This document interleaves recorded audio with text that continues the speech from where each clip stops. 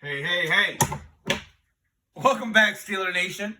My name's Jake Wade, and this is Steeler Wade Show. Whew, I know it is past Wednesday. Thank you for tuning in. And after Wednesday, we don't really talk about that game.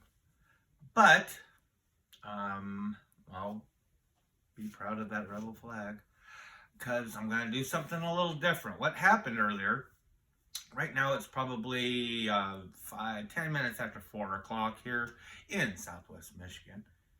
And I got tuned into DK Sports and getting ready to watch the Ramon Foster show, and which I would highly recommend if I was you. It is the best podcast, in my personal opinion, for what they do. You know, there are other people that specialize in different things. Steelers Now is a great insight. But this is my favorite. This is the one I don't like to miss. I love the community. I'm amazed by the people that gravitate towards DK Sports and the Ramon Foster show. Okay, so they're late. You know, and they're going to start at 5, something mucka, you know, and all of us, and you know, there's guys in there, one from Australia, Watt, and Barber, and Bob, and all these guys, you know, and it's just really nice. Teresa, all of them. And I don't know what it was. I think, I don't know what it was, but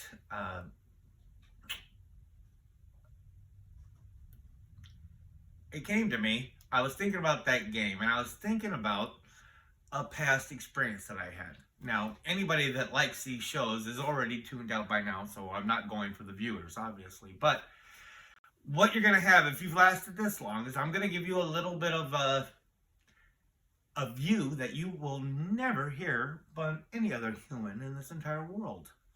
You can only get this here because I'm going to relate it to an old story of mine. So this video may be a little long, but if you like a story, I try to tell a decent one. The year was like 2011, and this relates to how I feel about this first season, and maybe that first game. You know, I was in reception in prison, and I worked in a thing called retherm at the kitchen. Basically, woke up at 3, something, what you know. And if you worked that, you were able to eat what you wanted to eat while you had your break, you know, because you starve, you know, in reception. And so that was the job to have because you're so friggin' hungry, you know. But they would let you take back 2 sack lunches, you know, because when you get breakfast in prison, if it's being delivered to your area or your cells, they'll deliver you your breakfast, and then they give you a sack lunch, and that's your lunch. They give it to you in the morning. And so when we were all done with our jobs, they'd give us 2 of them, you know. And pretty much, as far as I know, all the races that I know of, you know, the others, the blacks, the Mexicans, which I was with Serranos, the whites, usually almost everybody, they would take the 2 sack lunches, and one of them they'd give to their race, and then they'd have the one to come back with. You know what I mean? It just they did that. Or they'd come to a buddy. Hey, here's my apple. You know, whatever. Well, there was a Mexican, and his name was Tiny. And he's a great big dude. Great big youngster. And I was like 39 at the time. And he said I did something, you know, about talking to the CEOs about the 2 sack lunches. I don't even, you know, whatever it was. The situation was when I was in reception that my bunkie had the keys. And when I say had the keys, that means that he was in control of the whites for this building, which housed 200 men, you know, and whites had probably, you know, 30%, you know. Sacramento guy, don't ever mess with the Sacramento white boy. And he was my bunkie. Down, of course, I was on top because I was a lower white. But the guy down here, he had keys for the entire yard, the entire C building of Delano. And so I was raised up with two very, the most high power. He was P9 skinhead, which I don't like, but he was only one of two that I've ever loved. And but they raised me hard, in this reception. And there was no way that these Mexicans were going to be able to say that this guy is soft, on his bunkie. So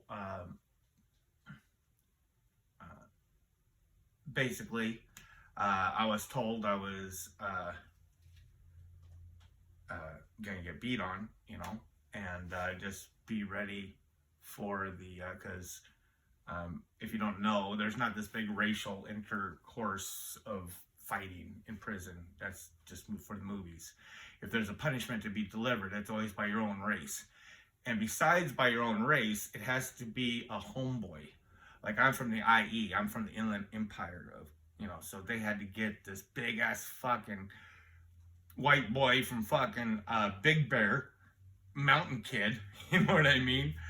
And that's what they call it, tapping on. So okay, now it's time to go to the bathroom and just beat the shit out of me, I found out, I black out, you know what I mean? When you get hit just right up here, I just blacked out. So then the whites just pick me back up and bam, it's basically like 23 seconds you get whooped on. And I never heard another chirp, because you never do hear another chirp about any of that stuff ever again. It's never talked about.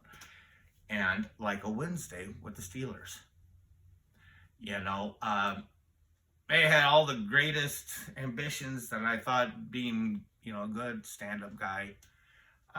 But things happen, and I got beat up bad. Knocked fuck out twice within, a few seconds. And it was hard.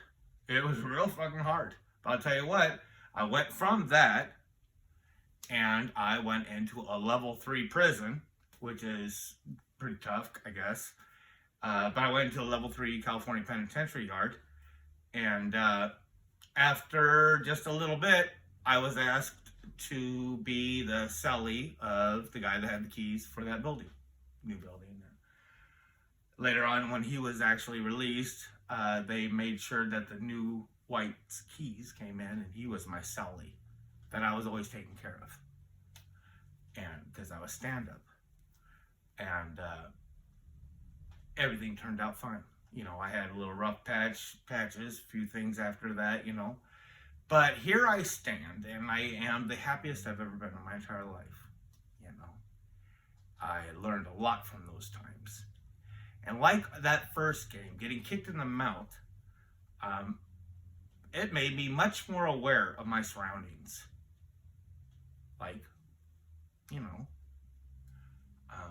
we want Kenny to be. Like we want our run defense to be. Like we want our cornerbacks to play, man. Much, much more aware. It just did. It just did. And I did my time, and I learned a lot from the time that I did. And I think this team, you're going to hear it like 1,000 times, oh, they needed this, or they're too cocky, or it's better to happen now, or it's better to happen to the best, or there's all these things, you know what I mean? But sometimes it's just good, sometimes good is bad and bad is good, and here we go, folks. I'm going to cut this one off because I got to get back, because I know here in a little bit that DK Sports is going to be back on, and I can't wait to listen to Ramon Foster. Guys, you have got to check that show out. Sometimes you can just absent football from the things that Ramon Foster says and apply it to life. And very intelligent men. Very, very, just very intelligent. And I'm on my way out. So, hey, maybe we'll get another one before the game. I hope so.